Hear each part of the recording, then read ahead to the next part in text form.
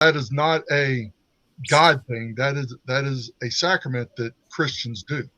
He goes, so for you to be a Christian, you have to be married. Otherwise, you're not covering your child the appropriate way with a dedication. So, I mean, of course, he mentored them. He stood his ground. He mentored them.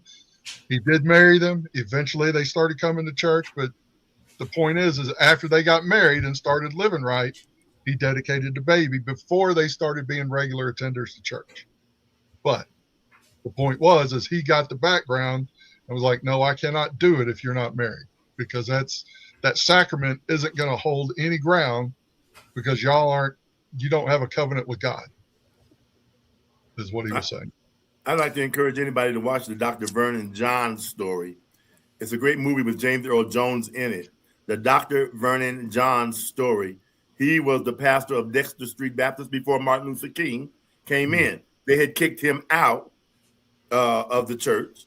They voted to dismiss his pastorship, and then the Martin Luther King came after him, and Martin Luther King was worse than he was when he came in. They were like, "Oh my God," because Dr. John stood for so many things that Martin Luther King took to the next level. Right. But the deacons came to him. Rick, we give you a little sneak preview of the movie. Deacons came to him and said, "We want you to bury." I'm going to make up a name, the Johnson boy. We want you to do the funeral for the Johnson boy. He said, Johnson boy didn't go to this church. He said, he didn't go to this church. He never came in here. I'm not going to, he don't deserve a church funeral.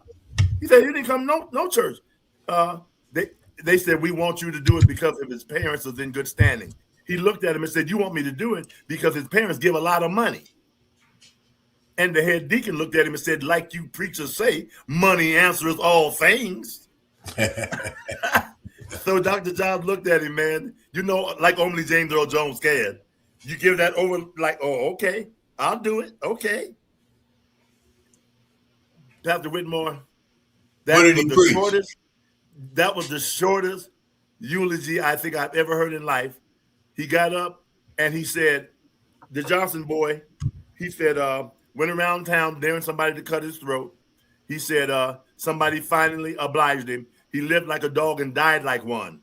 He said, undertakers, get the body out of here.